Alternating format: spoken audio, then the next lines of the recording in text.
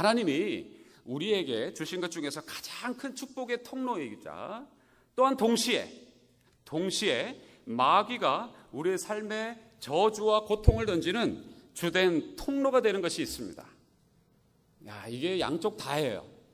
자, 하나님이 주시는 가장 큰 축복의 통로가 됨과 동시에 마귀가 주는 저주의 통로가 될 수도 있는 것. 자, 이게 뭘까요? 질문입니다. 여러분 속으로 한번 대답해 보시죠. 뭐라고 생각되십니까? 두 자입니다. 영어로는 emotion이라고 합니다. 감정이에요. 감정은 정말 종을 잡을 수가 없죠. 저와 여러분이 아마 하루에도 수십 번씩 내가 왜 이럴까라고 하면서 감정이 들쑥날쑥하기 때문에 힘들어하는 그런 경우를 보실 겁니다. 이게 정말 파악이 안 돼요. 어떨 때는 좋은 것 같고 어떨 때는 나쁜 것 같고 이게 영적인지 저주인지 육적인지 구별할 수가 없는 그런 우리 모습을 보게 됩니다. 석양에서 이런 날 오늘 저녁쯤 되면 석양이 쫙 이렇게 해가 뉘어뉘어타고 할 때쯤 되면은 굉장히 저는 운전하고 나가면서 바깥 바람 쐬면서 이렇게 드라이브 하는 것을 좀 좋아하는 편입니다. 자, 그렇게 가면서 아내의 손을 만약에 옆자리에 저희 아내가 타고 있다면 옆 사람 아내의 손을 넌지시 잡고 이렇게 같이 가게 되면 왠지 저는 아주 멜랑콜릭한 그런 아주 분위기에 사로잡혀서 아주 좋아하는 그런 스타일이기도 합니다. 근데 물론 그 옆에 있는 사람의 손이 아내의 손이어야 되겠죠? 다른 여인의 손이면 안 될 것입니다. 그렇죠? 자, 그리고 또 잠자리에 들어가려고 하는데 그 아들이 갑자기 와가지고 기도해 주세요라고 하면서 오면 제 마음도 감동이 됩니다. 참 이게 벌써 이렇게 컸구나. 이 아이가 이렇게 커서 기도해 달라고 하는구나. 이런 생각을 하면서 또 감동, 감사가 있게 되죠. 또 우리 무엇보다도 우리 성도님들의 그런 어떤 반짝반짝 빛나는 눈으로 목사님 이번에는 이런 선교합시다. 이번에는 우리 교회가 이런 일도 해야 되겠습니다. 하나님의 나라와 비전을 얘기하시면서 저에게 그런 얘기를 나눠주시면 저는 속에서 울고 있습니다. 감동이 되세요. 감사가 되세요. 저는 좀 많이 울고 싶습니다. 저는 많이 울고 싶습니다. 그리고 또 큰 은혜, 또 집회들을 잘 마치고 나서 얼굴이 환해져 가지고 서로 용서한다 그러시고 서로 손잡아 주시고 허그하시고 하시는 그런 모습 보면서 저는 또 울컥하죠. 경배와 찬양을 드리고 나서 정말 몸이 그리고 마음이 찬양 속에 깊게 들어가는 그런 경험을 할 때에 세상과 나는 간 곳 없고 구속한 주님만 보인도다라는 그런 고백을 하게 될 때 감격의 마음이겠죠. 그리고 정말 지금 너무 힘듭니다. 어렵습니다.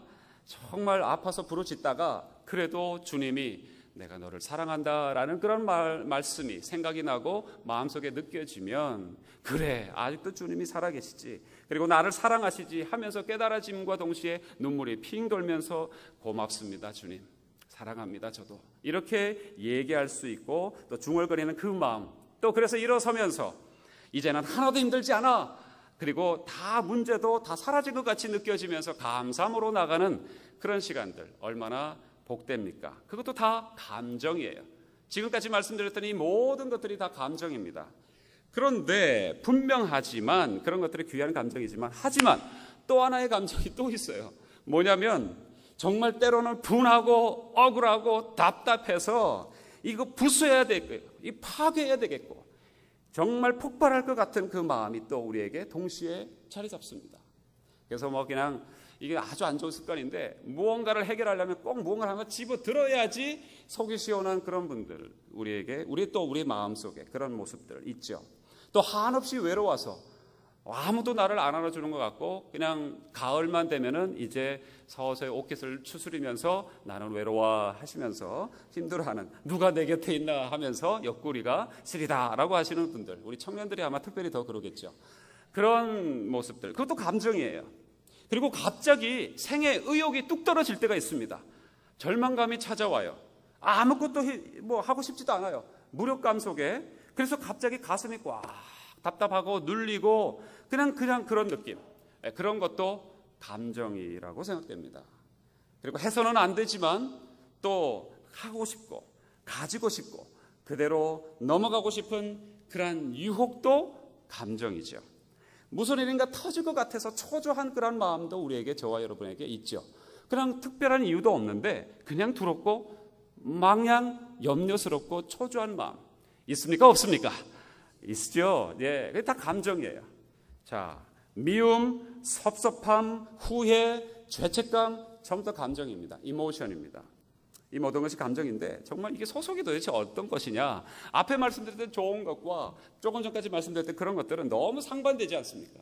근데 여기를 수십 번 왔다 갔다 하는 것, 넘나드는 것이 우리의 마음이지 않습니까? 도대체 이게 뭐냐? 종을 잡을 수가 없으니 이게 좋은 것인지 나쁜 것인지도 모르겠다라고 우리가 생각하게 됩니다. 그러나 한 가지 분명합니다. 이게 뭐냐면 감정이라는 것은요, 우리에게 있어서 굉장히 삶의 중요한 에너지라는 것은 분명합니다. 그 다음에 우리 삶의 이 현장 속에서 하나님이 주신 아름다운 또 하나의 가능성이라는 것을 분명한 것입니다. 자, 그러므로 이렇게 얘기해 볼 수 있어요. 감정을 잘 다스리는 사람은 훌륭한 인격의 사람이고 성공적인 승리의 삶을 살아간다라고 볼 수 있는 것이에요. 그러나 그렇지 못하다면 파괴된 인격과 미성숙한 인간, 또 실패된 삶이라는 딱지가, 그 라벨이 붙게 되겠죠. 따라서 신앙인이라면 저는 이렇게 생각해 봅니다. 예수님을 모르는 사람이라 할지라도 이 감정은 정말 중요하고 또한 잘 관리해야 될 부분인데, 예수님을 믿는 사람이라면 더더군다나 누구보다도 이 감정을 잘 다스려야 한다고 저는 확신합니다. 다스릴 줄 모르면 신앙인은 아니에요. 신앙인이라고 할 수가 없습니다.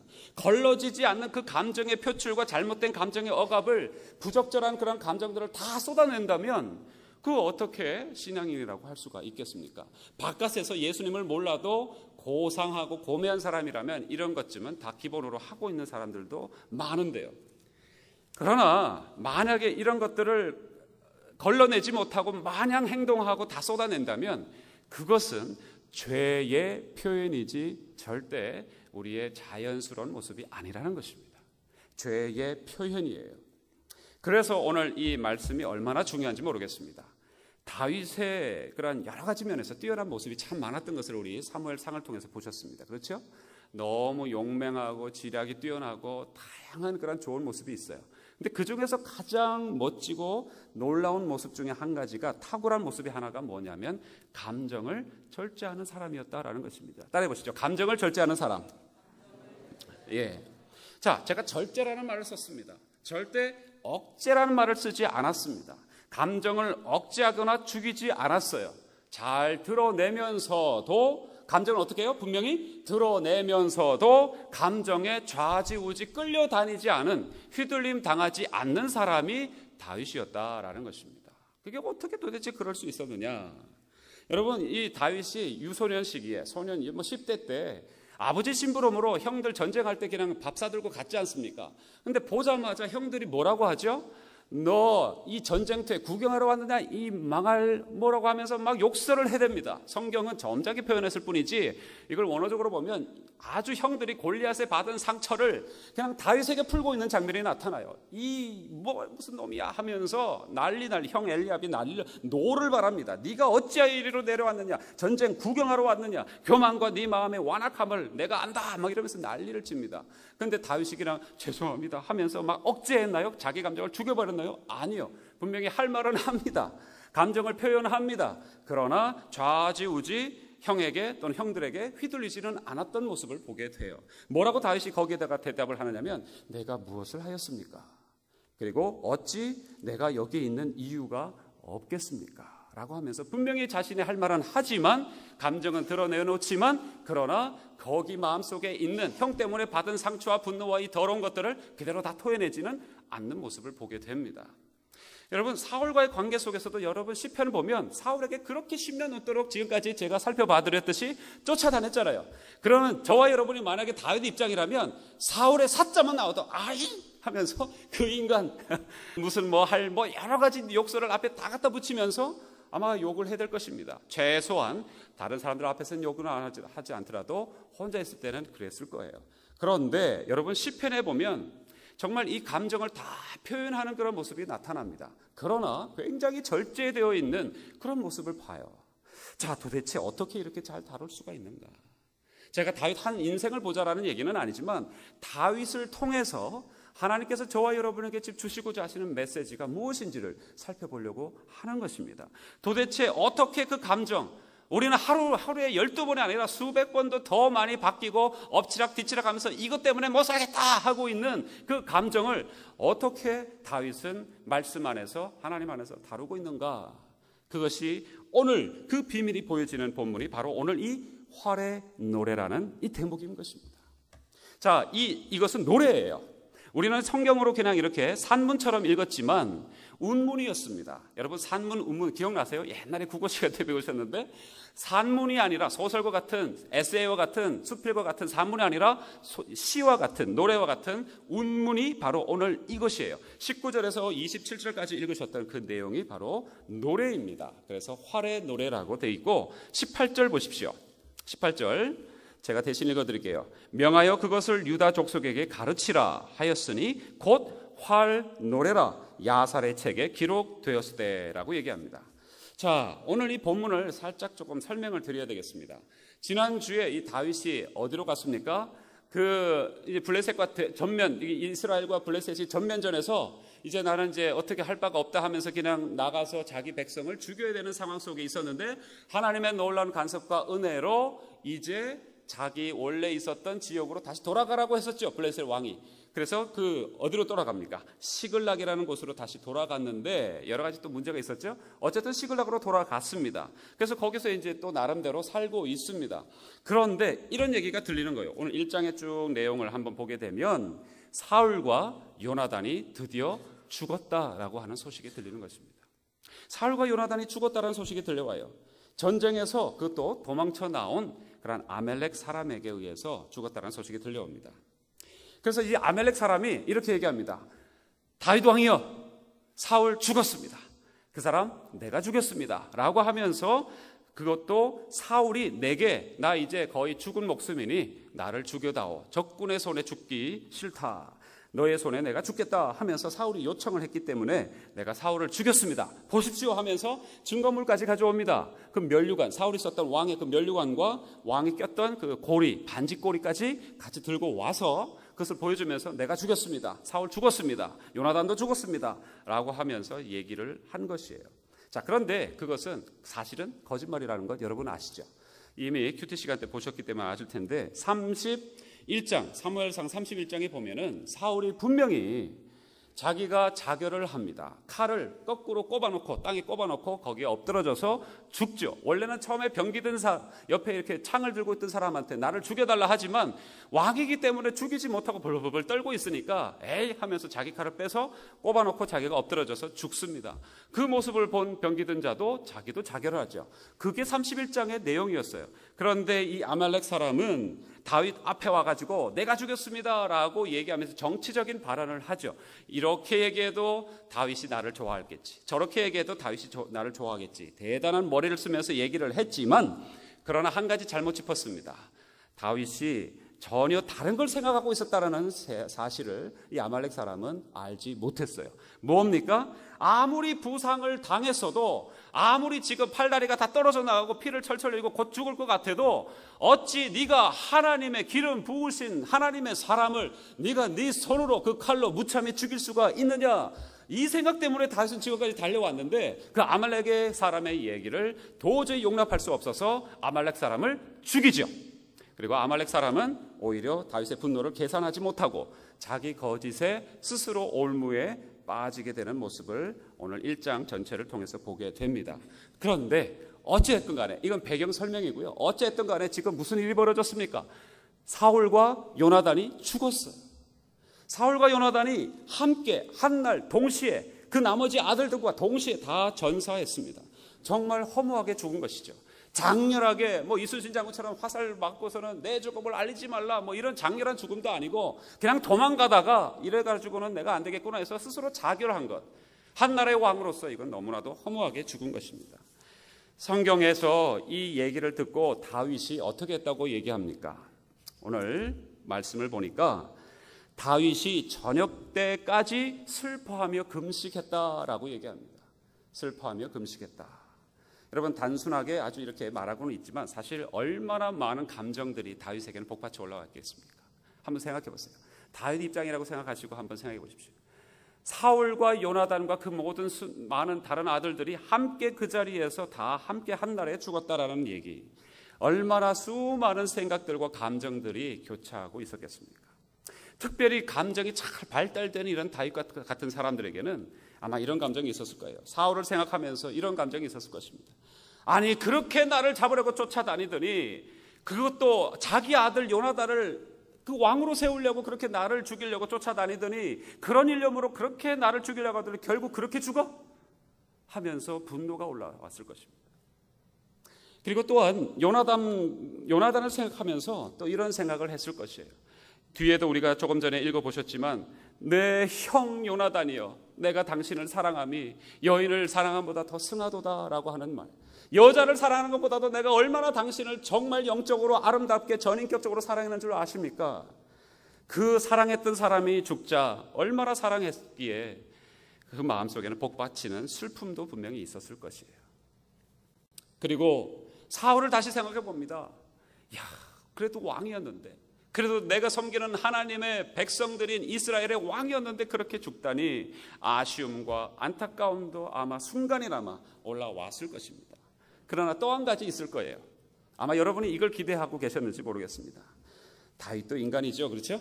그래서 억울하게, 정말 그렇게 억울하게 나를 쫓아다니더니 드디어 그렇게 결국 죽었구나. 쾌제를 부르면서 할렐루야. 그런 시간도 아마 성경에는 표현하고는 있지는 않지만 있지 않았을까 싶습니다. 시편 내도록 살펴보면 그런 생각을 할 수 있는 내용들이 있기 때문에 그래요. 정말 그것 봐라. 나를 이렇게 못살게 구는 사람은 하나님이 가만두지 않는다. 하나님은 살아계신다. 뭐 이런 생각도 아마 했을지 모르겠습니다. 어쨌건 분노와 안타까움과 아쉬움과 절망과 쾌재와 복받치는 슬픔과 이 모든 감정들이 뒤섞여서 막 나타났을 것입니다. 여러분, 사실 우리의 감정은 한 가지가 딱 올라오는 것 같지만 사실은 그게 한 가지가 아니랍니다. 여러분, 색깔이 예를 들어서 이게 무슨 색입니까? 베이지색이라고 할까요? 그렇죠? 쉽게 그냥 그렇게 해보겠습니다. 우리가 생각하는 베이지 이러지만 사실은 이 색을 만들기 위해서는 이 화가들은 어마어마한 색을 섞어야 한다고 하지요. 저와 여러분이 지금 입고 있는 옷도 한 가지 물감처럼 보이지만 사실은 많은 색이 섞여 있다고 하듯이 마찬가지로 우리가 한 가지 감정이 올라오는 것은요, 그 한 가지만이 아니라고 합니다. 가만히 살펴보십시오. 남을 향해서 분노가 올라오지 않습니까? 그 분노 속에는 나를 향한 실망도 섞여 있다고 합니다. 나에 대한 실망, 그리고 죄책감이 있다고 해요. 그리고 아주 행복할 때, 나는 정말 해피해, 정말 행복해, 너무 좋아 할 때에도 어떤 감정이 섞여 있냐면 두려움이 섞여 있다고 합니다. 아니, 어떻게 해피한데 행복한데 두려움이 섞여 있을까요? 여러분 아마 그렇게 생각해 보신 분들 다 경험이 있으실 겁니다. 이런 순간이 언제까지일까? 금방이라도 없어질 것 같아. 특별히 우리 여기 군 제대한 우리 형제들 둘이가 있는데 군대에 휴가를 잠깐 나와서 있다가 들어가기 직전에도 반드시 그 생각하겠지만 나오자마자 생각하는 그런 경우에 그런 얘기들이 있죠. 나오면 며칠 남았다. 일주일을 열흘을 맡았으면 나오자마자 벌써 오늘 하루가 갔네. 이틀, 3일, 그러면서 7일 남았네, 6일 남았네. 아쉬움이 있는 것입니다.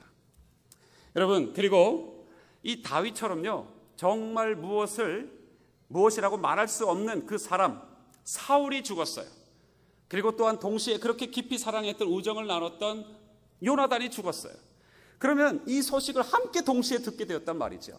죽이고 싶을 만큼 정말 미워했던 한 인간도 죽었고, 그리고 그 아들인 그렇게 사랑했던 요나단도 그날 그 자리에서 또한 같이 죽었다는 얘기를 함께 그 자리에 들었다면 여러분, 느껴지는 게 얼마나 많았겠습니까? 여러분, 이것도 올라오는 순서도 아마 달랐을 것이라고 생각이 되어집니다. 뭡니까? 처음에는요, 죽었다고 하니까 슬픔이 있었을 것이에요. 근데 가만히 생각해 보니까는 막 분노가 올라옵니다. 그것 때문에 그랬단 말이야. 도대체 나를 이렇게 힘들게 하더니만 그렇게 허무하게 죽어 하면서 막 분노가 올라왔을 것이에요. 그리고 생각하면 생각할수록 가만히 생각해 보니까 그래도 잘 죽었지. 쾌감이 막 올라왔을 것입니다. 그래도 또 생각해 보니까는 이 다윗이 요나단을 생각해 보니까 막 안타까움이 있어서 힘들어했던 그런 모습들 분명히 생각해 볼 수 있습니다.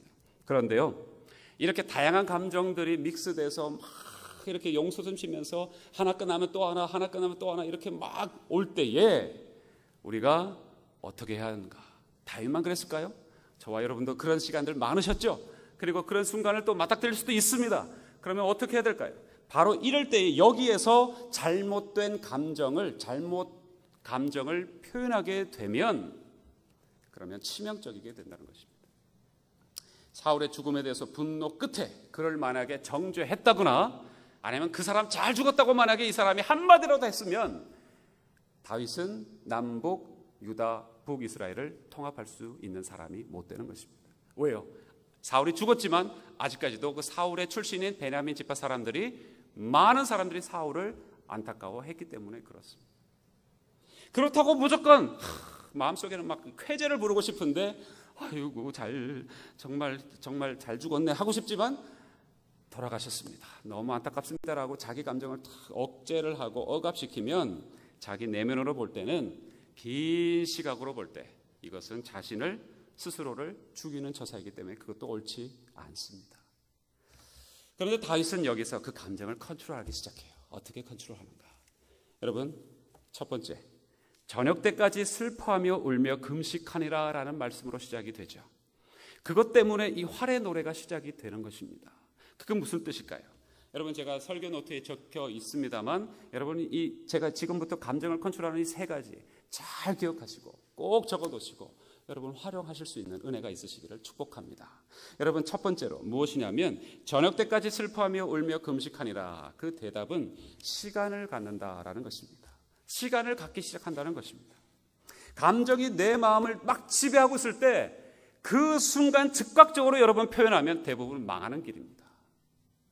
여러분, 그것을 뭐라고 얘기합니까? 감정 폭발이라고 그러죠. 그렇죠? 감정 폭발이라고 합니다. 부적절한 감정 처리입니다. 그런데 더 문제는 뭐냐면 눈에 보이지는 않지만 겉으로 볼 때 눈으로 봤을 때도 문제가 심각하지만 더 정말 직접적이고 가장 중요한 문제는 감정 폭발이 일어났을 때에 사단의 뒷문을 활짝 여러분들이 열어주는 케이스가 됩니다. 눈에 보이지는 않지만 마귀들이 저와 여러분의 집안 구석구석을 들어오게 되는 것입니다. 마귀에게 문을 열어주는 것이죠. 입술을 절제하지 못하고 퍼부음으로 인해서 그 분위기, 그 감정에 따라서 행동함으로 그 넘어서는 안 되는 선을 넘어서면서 안 되는 일을 함으로써 우리는 그런 연약한 모습 속에 빠지게 됩니다. 그래서 어떻게 해야 된다고요? 시간을 가지셔야 됩니다. 감정에 대해서 즉각적이셔서는 안 됩니다. 여러분, 연속극 대사 중에 이런 대사가 자주 나오죠. 특별히 이런 단어, 이런 얘기를 표현하는데 이런 얘기 한번 들어보셨을 것입니다. 우리 이 순간은 감정에만 충실하자. 연속극 대사 이런 대사 많이 나옵니다. 그것도 남정네들이 여인을 놓고서 음흉한 미소를 띄우면서 우리 이 시간 감정에 충실합시다. 그런 얘기하는데요. 절대로 충실해야 할 대상만은 아닙니다. 감정은 절제하고 다스리고 관리해야 할 대상입니다. 우리 신앙인에게 있어서 이 감정을 다스리기 위해서 하나님께서 주신 가장 중요한 훌륭한 무기가 하나 있습니다. 시간을 드리라고 했는데, 시간을 가지라고 했는데 시간을 가질 수 있도록 또 정말 구체적인 방법을 해결할 수 있도록 하나님이 저와 여러분에게 믿는 사람에게 주신 귀한 놀라운 방법이 하나 있는데 그 무기가 있는데 그게 뭘까요? 아까 말씀드렸던 그런 반쪽짜리 화살 편전도 아니요, 애기살도 아닌 어떤 무기가 저와 여러분에게 하나님께서 주어 주셨냐면 바로 기도입니다. 기도예요. 저녁 때까지 슬퍼하며 울며 금식하니라. 기도의 전형적인 표현입니다. 그런데요, 여러분 꼭 기억하셔야 될 것은 다윗은 그냥 시간을 가진 것이 아니라 기도하면서 시간을 가졌다는 사실 꼭 잊지 마시기 바랍니다. 그냥 무조건 시간을 가지시게 되면 더 결과가 악화될 수가 있습니다. 한 가지 예를 하나 들어드릴게요. 미국에 사셨던 그런 부부의 얘기인데요. 실화라고 합니다. 참 우스운 얘기인데 이 두 부부가 새 차를 샀습니다. 그래가지고는 남자가 새 차를 뽑고서 참 멋있게 집으로 가는데 아니 새 차에서 갑자기 뒤에서 소리가 나는 거예요. 아니 어떻게 새 차에 소리가 나 하면서 이상하다. 그래서 막 가만히 이렇게 쫑긋하고 그렇게 운전하면서 들어도 감을 못 잡겠어요. 그래서 급기야 이 남자가 어떻게 결정을 내리냐면 당신 운전할 줄 아니까 집까지 당신이 운전해. 나는 트렁크에 가가지고 트렁크에 들어가서 내가 이 소리가 어디서 정확하게 나는지 무슨 소리인지 알아보겠어. 이러고는 그 순식간에 이제 바꿔치기 해가지고 자기는 트렁크에 들어가고 와이프가 이제 자기 집으로 이제 몰고 가게 됩니다. 그래서 이제 신호를 어떻게 하기로 했냐면 내가 막 이렇게 트렁크 안에서 뭐를 쾅쾅쾅쾅 두드리면 이제 됐다라고 그만 가도 된다라고 생각하고 나를 내려줘. 그리고 아무 소리 없으면 그냥 계속 가라고 이렇게 얘기를 했다고 합니다. 자, 그랬는데 이 5호 통제라 정말 아내가 신호를 그 시그널을 잘못 알아들었어요. 그래서 그냥 아무 소리 없으면 쓰고 그리고 쾅쾅거리면 계속 가라고 하는 줄로 알아가지고는 집에 갈 때까지 그냥 냅다 달렸네요. 왜냐하면 남자가 계속 이걸 답답해가지고 막 두드렸으니까. 아이고, 집에 가서 이제 가라지에 딱 파킹을 하고는 딱 이렇게 트렁크를 갖다가 이제 딱 그렇게 남편 나오시고 하면서 딱 열었는데 남편이 어땠겠습니까? 이 분노가 뚜껑이 열려도 이제는 한참 열려. 뚜껑이 어디로 갔는지 없어요, 이제는. 뚜껑이 열릴 정도가 아니라 날아갔어요, 벌써. 여러분, 분노가 갑자기 팍 치솟으면 아니 이러면서 한마디 할 수 있겠지만 여러분, 분노가 쌓이고 한 바퀴를 돌면 말이 안 나오는 거 아시죠? 웃으시는 분들은 다 전과가 있으신 분들. 그렇죠? 그래가지고 남편이 그냥 완전히 사색을 한 가운데 그냥 아무 소리도 안 하고 잔디밭에 가가지고 들러 누워버렸어요. 그리고는 생각합니다.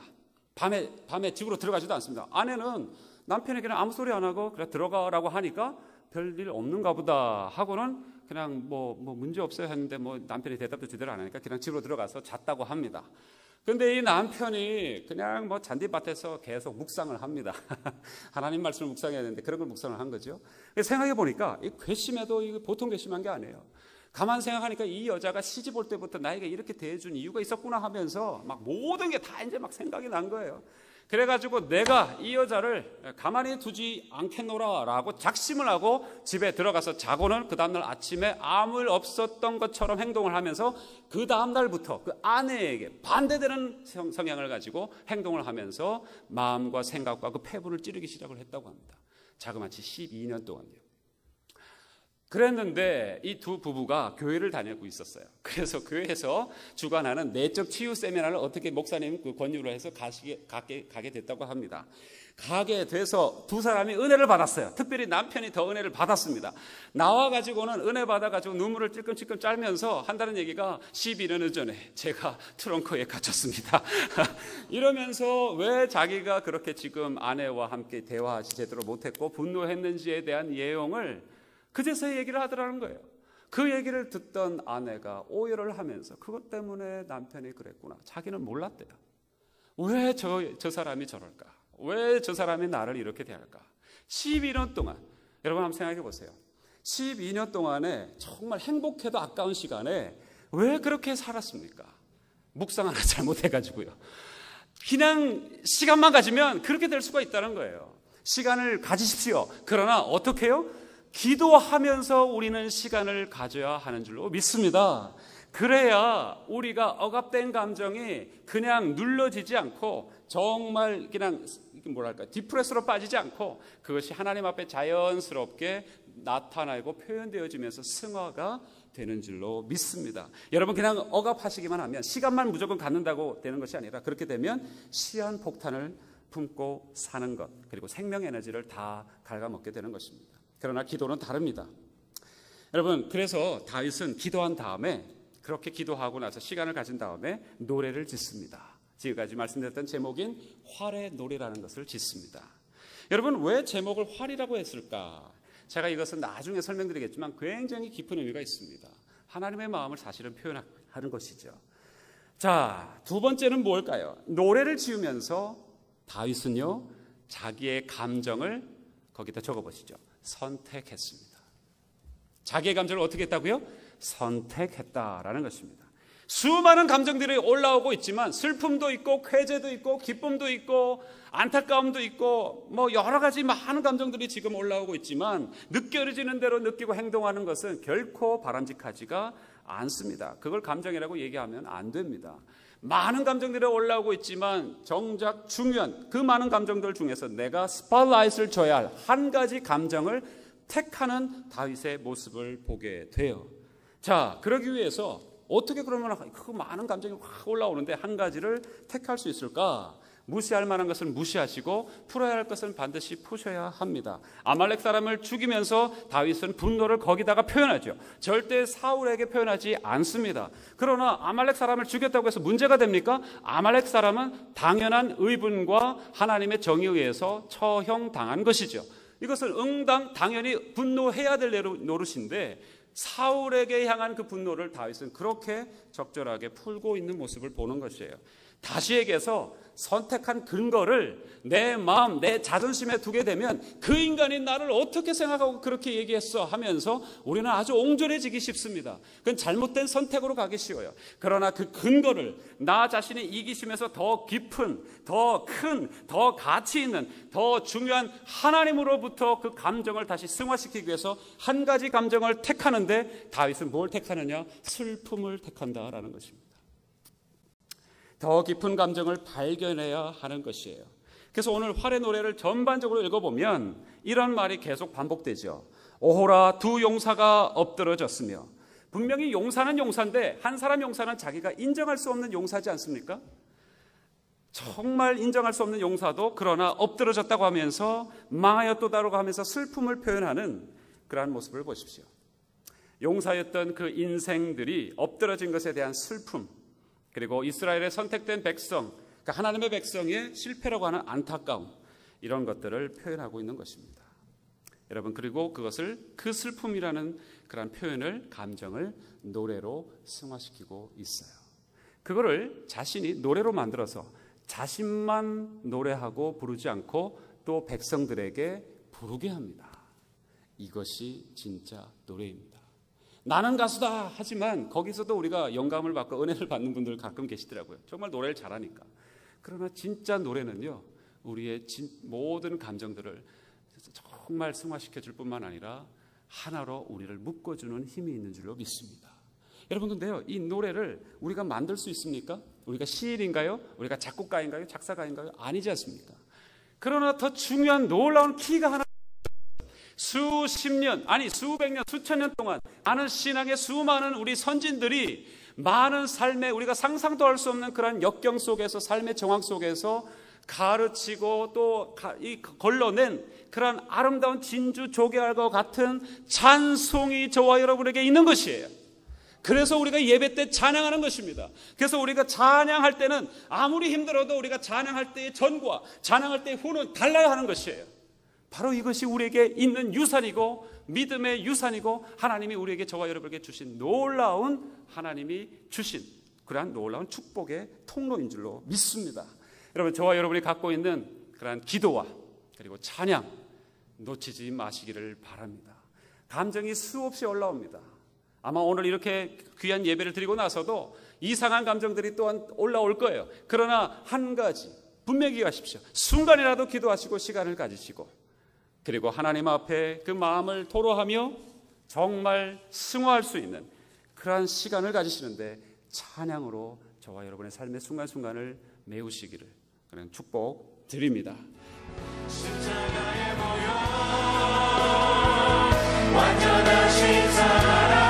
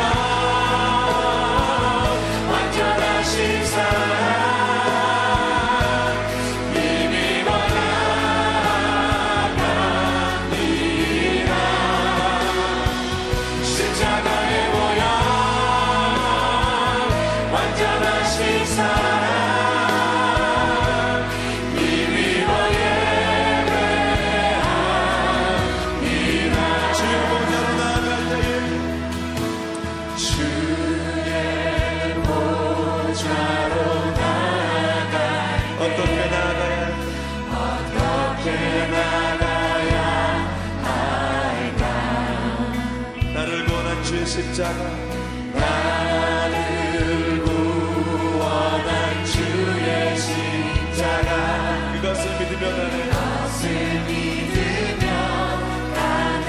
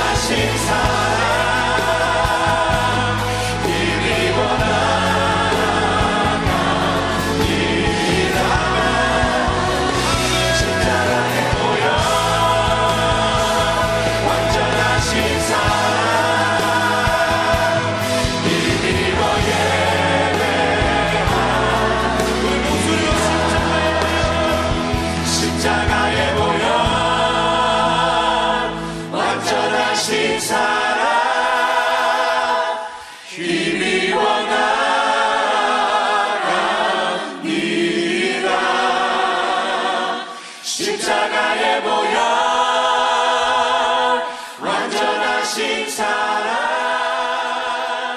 힘이